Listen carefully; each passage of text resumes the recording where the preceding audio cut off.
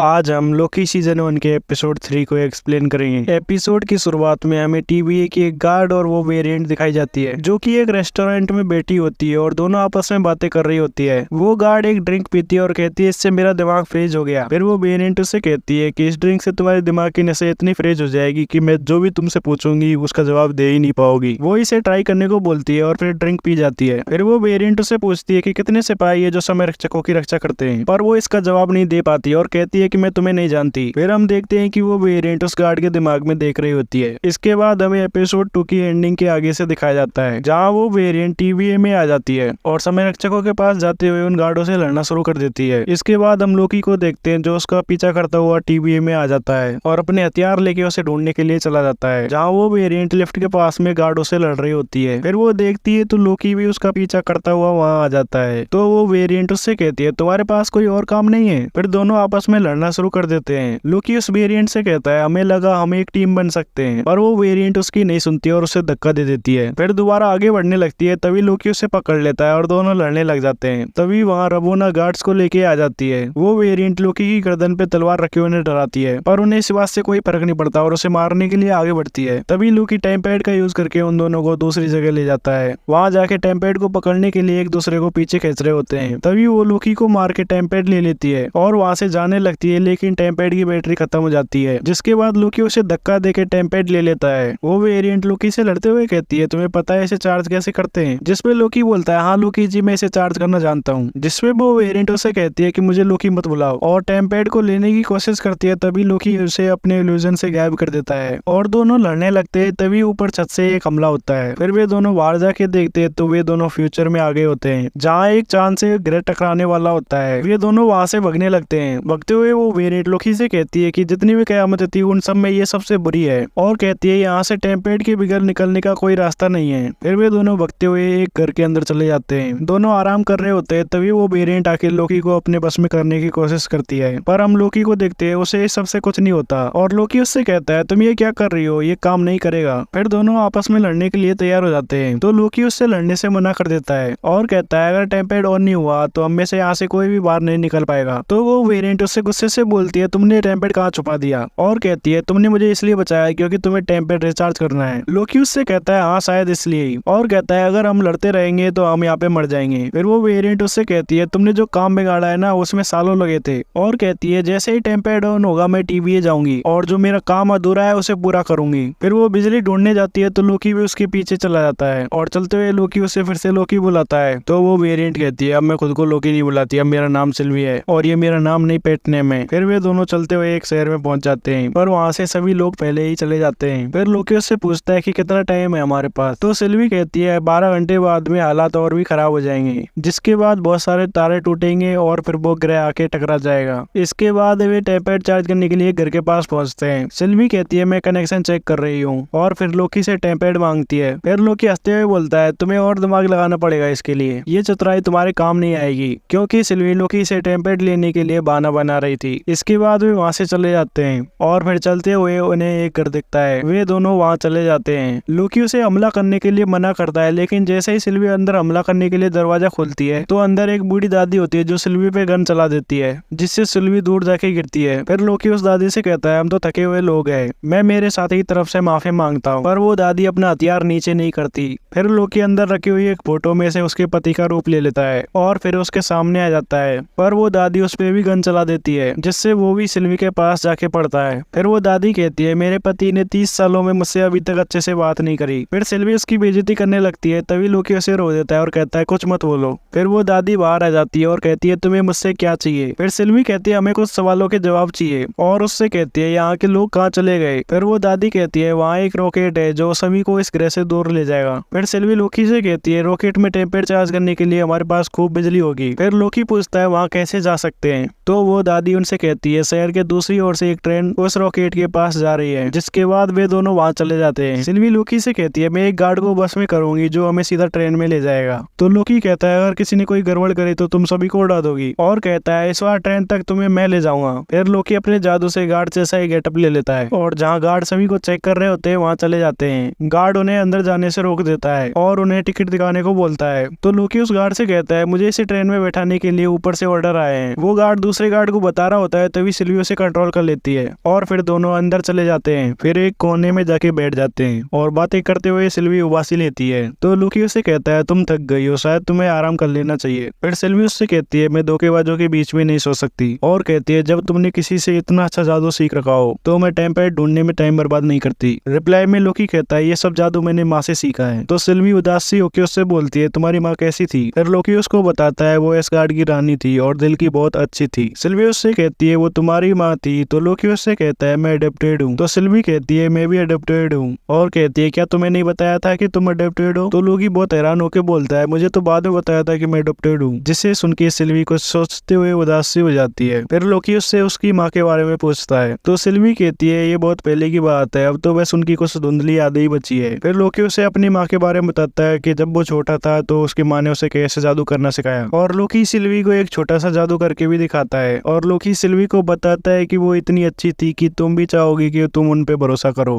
फिर लूकी उससे पूछता है ये सब जादू करना तुमने खुद से सीखा है? तो सिल्वी कहती है बताने से अच्छा है मैं तुम्हें करके दिखाऊं। जिस पे लूकी कहता है हाँ तुम मुझे भ्रमित कर दो, टेम्पेट यहाँ से लेके चली जाओ। फिर लूकी सिल्वी से पूछता है वो औरत जिसने हमें ट्रेन के बारे में बताया वो वही मरने के लिए रुक क्यों गई? तो सिल्वी उसे बताती है कि वो औरत प्यार में थी। तो लूकी उसे कहता है वो तो नफरत करती थी। तो सिल्वी उसे कहती है शायद प्यार ही नफरत है। फिर लूकी जादू से किताब निकाल के ये सब लिखने लग जाता है। इसके बाद दोनों आपस में बातें करते रहते हैं। सिल्वी लूकी से कहती है प्यार एक शरारत है। तो लूकी उस टाइम पे उस सवाल का जवाब नहीं दे पाता। फिर सिल्वी थोड़ा आराम करने को बोल देती है, जिसपे लूकी कहता है तुम जैसा चाहो वैसा करो, मैं अपना देख लूंगा। इसके बाद वे ट्रेन से बहुत दूर चले जाते हैं और जब सिल्वी की आंखें खुलती है तो वो देखती है कि लूकी लोगों के साथ डांस कर रहा है और गाना गा रहा है। सिल्वी लूकी से कहती है कि तुम्हारे गार्ड वाली ड्रेस कहाँ है, और लूकी गाना गा के रुकता है तो वहाँ से एक आदमी उठ के चला जाता है जिसको कि लूकी पे शक हो जाता है। इसके बाद लूकी फिर से गाना गाना शुरू कर देता है और उसे गाना गाते हुए देख के सिल्वी बहुत गुस्से में होती है। इसके बाद लूकी जब अपना गाना गाना बंद कर देता है तो सिल्वी उसके पास जाती है और उससे कहती है तुम्हारी वर्दी कहाँ है, हमने बेस बदला था। जिसपे लूकी कहता है क्या फर्क पड़ता है, वैसे भी दुनिया बर्बाद होने वाली है। जिसके बाद सिल्वी लूकी से कहती है ज्यादा वो मत बनो, लोग हमें घूर रहे हैं और शक कर रहे हैं। फिर लूकी सिल्वी से कहता है मैंने तुम्हारे सवाल का एक जवाब ढूंढा है, और कहता है प्यार एक खंजर है, एक ऐसा हथियार जो दूर खड़े को जख्मी करे और पास खड़े को भी। प्यार में खुद को देख सकते हो, ये बहुत खूबसूरत है जब तक जख्म नहीं देता, और अंत में तुम उसे पाना चाहोगे तो वो तुम्हें नहीं मिलेगा। जिसपे सिल्वी कहती है तो प्यार एक ख्याली खंजर है। लूकी कहता है इसका कोई मतलब निकला? तो सिल्वी कहती है अर्थ का अनर्थ हो गया। तभी वहाँ वो आदमी गार्ड्स को लेके आ जाता है और वे गार्ड्स उन्हें आईडी दिखाने को बोलते हैं, और उनके नहीं दिखाने पर लूकी को पकड़ के चेक करने लगते हैं। जिसके बाद लूकी और सिल्वी उन सभी गार्डों से लड़ना शुरू कर देते हैं। लड़ाई करते हुए गार्ड्स लूकी को ट्रेन से बाहर फेंक देते हैं, और टेम्पेट लूकी के पास ही होता है इसलिए सिल्वी भी ट्रेन से बाहर कूद जाती है, जिससे उन दोनों की ट्रेन छूट जाती है। इसके बाद सिल्वी लूकी से टेम्पेट वापस करने को बोलती है। फिर लूकी टेम्पेट निकालता है तो वो टूट गया होता है, जिसपे सिल्वी लूकी को खूब डांटती है और गुस्सा होते हुए वहाँ से चली जाती है। फिर एक जगह जाके बैठ जाती है और लूकी भी उसके पास आके बैठ जाता है और कहता है अब क्या करें? जिसमें सिल्वी कहती है मुझे नहीं पता, तुमने टेम्पेट तो तोड़ दिया और वो प्लेनेट आके हमसे टकराने वाला है। जिसपे लूकी कहता है चांद पूरी तरह तबाह हो जाएगा और सारे लोग भी। फिर सिल्वी कहती है हाँ सारे लोग भी और साथ में हम भी। फिर लूकी उससे पूछता है तो आर्क का क्या होगा? जिसपे सिल्वी कहती है ये कहीं नहीं जाएगा, ये भी यहीं तबाह हो जाएगा। फिर लूकी सिल्वी को आइडिया देता है कि क्यों ना हम आर्क को हाईजैक करके इस चांद से बाहर निकल जाए। तो इसके लिए सिल्वी भी मान जाती है और दोनों आर्क की ओर चले जाते हैं। चलते हुए लूकी थक जाता है तो सिल्वी से कहता है तुम मुझ पे काबू कर लो, जिससे तुम ही दोनों का ऐसे का चल लोगी। लूकी सिल्वी से कहती है मेरा जादू इस तरह काम नहीं करता। फिर लूकी कहता है मैंने तुम्हें अपने बारे में बहुत कुछ बता दिया, पर मैं तुम्हारे बारे में कुछ नहीं जानता, और कहता है मुझे तुम पे भरोसा करना चाहिए या नहीं। इसके बाद सिल्वी उसे बताती है कि उसकी शक्तियाँ कैसे काम करती है। सिल्वी कहती है मैं फिजिकल कांटेक्ट के बाद ही किसी के दिमाग पे काबू कर सकती हूँ, पर कुछ लोगों के दिमाग पे काबू करना थोड़ा मुश्किल होता है, इसलिए उन लोगों के दिमाग में घुस के उन्हीं की यादों का भ्रम पैदा करती हूँ। और चलते हुए बताती है कि उस टीवी के सिपाही का दिमाग भी बहुत गड़बड़ था, इसलिए उसके दिमाग में से कई सालों पुरानी यादें ढूंढ के निकालनी पड़ी, उसके टीवी में काम करने से पहले की यादें। ये सुन के लूकी बहुत हैरान हो जाता है। तो सिल्वी उसे बताती है कि वो टीवी में काम करने से पहले पृथ्वी पर एक आम इंसान थी।